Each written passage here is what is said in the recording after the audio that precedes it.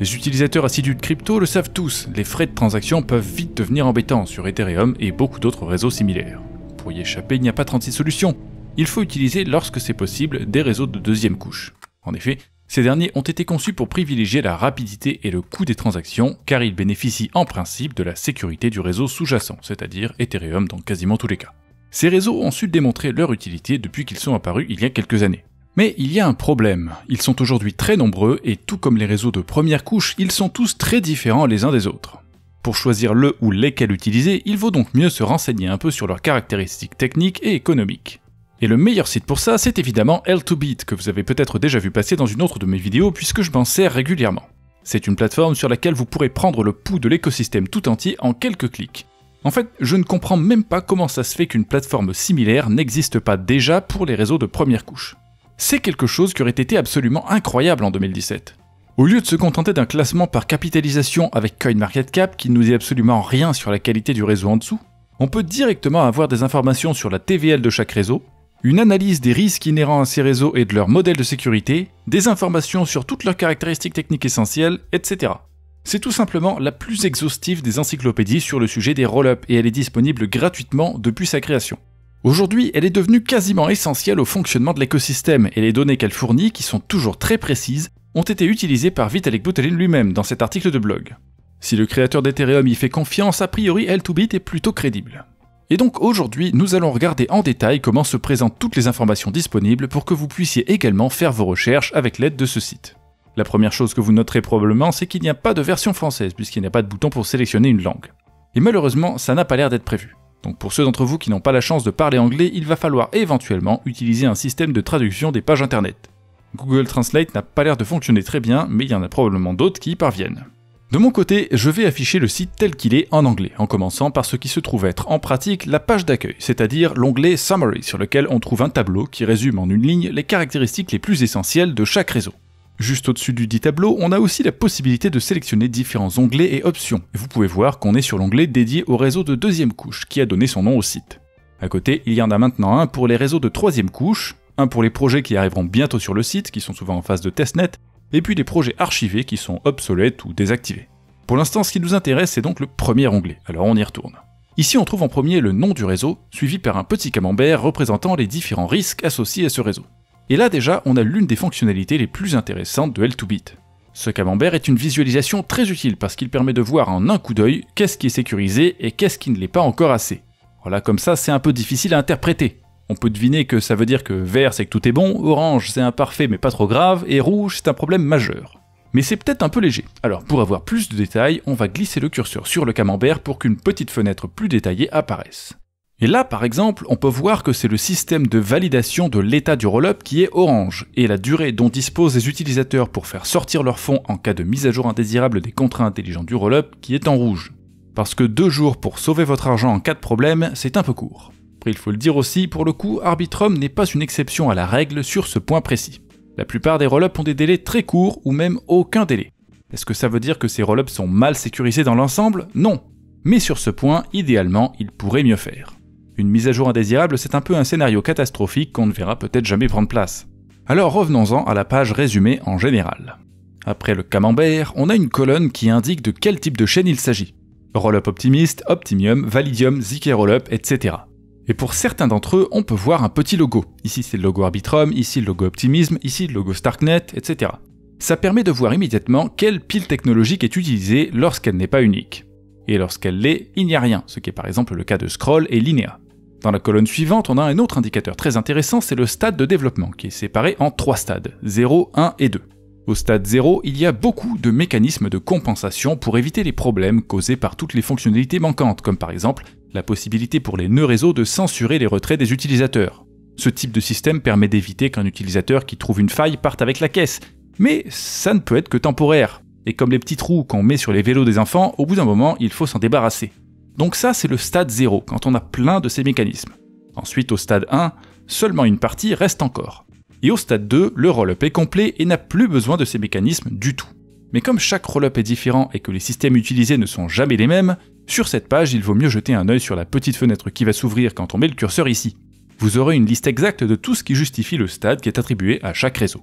Ensuite, sur la colonne d'après, c'est le but recherché par le réseau qui est indiqué. La plupart indiquent universel, c'est-à-dire qu'on peut faire n'importe quoi avec, mais il y en a certains qui sont plus restreints, comme par exemple DYDX qui est dédié à la plateforme d'échange du même nom. La chaîne ne sert à rien d'autre. Enfin, il y a en dernier les colonnes liées à l'aspect financier des choses, qui indiquent la valeur totale conservée sur le réseau ainsi que la part de marché dérivée de cette valeur. Petit détail intéressant ici, on trouve une liste des actifs les plus importants sur chaque réseau avec un pourcentage de la TVL qu'ils représentent respectivement. Et donc avec toutes ces informations, on a un excellent résumé des caractéristiques de chaque réseau qui permet souvent de déterminer très vite lesquelles correspondent à vos exigences en tant qu'utilisateur. Maintenant, admettons que vous vous intéressiez surtout à d'autres caractéristiques, comme par exemple le nombre de transactions par seconde. Si c'est le cas, il faudra aller voir sur les autres onglets disponibles à gauche de la page. Alors allons y faire un petit tour. Le premier est dédié à la TVL. Ici, le petit plus de L2Bit, c'est qu'en plus d'indiquer la TVL de la chaîne, il y a aussi 3 colonnes supplémentaires qui permettent de distinguer la valeur des actifs selon leur origine. La colonne Canonical désigne les actifs transférés sur le rollup à travers le pont officiel. La colonne External concerne les actifs transférés grâce à un pont alternatif, et la colonne Native concerne les actifs créés sur la chaîne directement. Et indirectement, cette classification permet d'avoir une approximation du niveau de risque associé à chaque fraction de la TVL, parce que les actifs issus d'un pont sont plus risqués que les actifs natifs. Si le pont se fait pirater et que les actifs dessus disparaissent sur Tornado Cash, la valeur des jetons emballés issus du pont peuvent tomber à 0, ce qui n'est pas le cas des actifs natifs, même si évidemment ils peuvent tomber à 0 pour plein d'autres raisons. En tout cas, si vous voulez savoir quels actifs sont concernés dans chacune de ces catégories, il suffira de mettre le curseur sur le nombre indiqué pour avoir la liste des plus importants. Ensuite, il y a l'onglet suivant, Risk Analysis, c'est juste une version texte du petit camembert qu'on a vu tout à l'heure. Alors passons à l'onglet suivant. Celui-ci indique comment les données sont archivées ainsi que les types de données concernées et les ponts utilisés.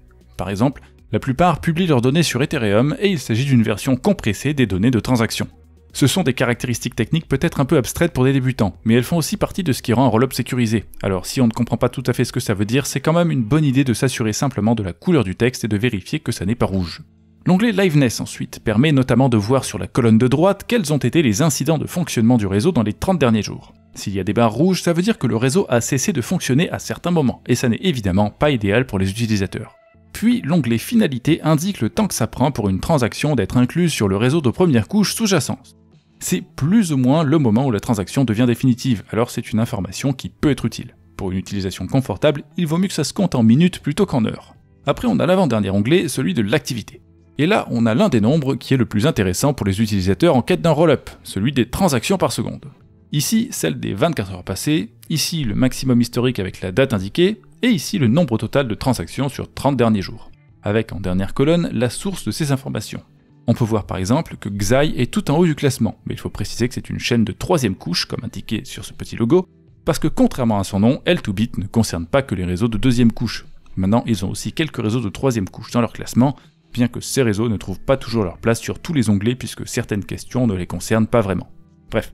Le dernier onglet, c'est celui des coûts d'utilisation de la chaîne. Et là, on peut choisir soit le total de ce qui a été payé par tous les utilisateurs, soit en cliquant ici, les valeurs par transaction. Comme les coûts sont extrêmement bas pour les rollups en général, ça n'est pas vraiment une page très utile. Ils sont tous à moins d'un centime. Mais bon. C'était à peu près tout pour les tableaux comparatifs qu'on peut trouver ici.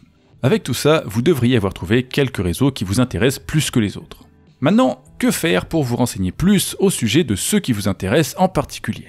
Pour ça, c'est très simple, vous pouvez simplement cliquer sur son nom et arriver sur une page qui concerne uniquement ce réseau et qui affiche l'intégralité des informations disponibles sur les autres pages avec quelques informations supplémentaires. Ici, par exemple, on a tous les liens importants pour ce réseau, on a le camembert, on a la TVL, on a les jetons, les transactions par seconde, le stade de développement, etc.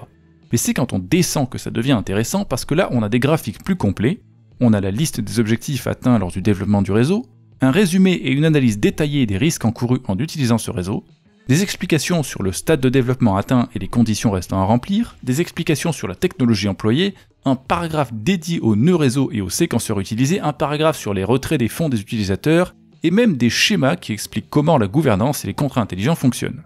Avec, au milieu de tout ça, des liens directs vers les validateurs, séquenceurs, contrats intelligents importants, etc. Une liste absolument incroyable qui sera très utile à tous les développeurs s'intéressant à un réseau en particulier, même si elle n'est pas vraiment nécessaire à la plupart des investisseurs et utilisateurs. Quoi qu'il en soit, cette page dans son ensemble reste incroyable pour toute personne qui souhaite se renseigner sur un réseau de 2ème ou 3ème couche, puisque ces derniers disposent aussi de pages individuelles similaires. Vous voyez là par exemple, c'est un réseau de 3ème couche et on a quasiment toutes les mêmes informations à son sujet.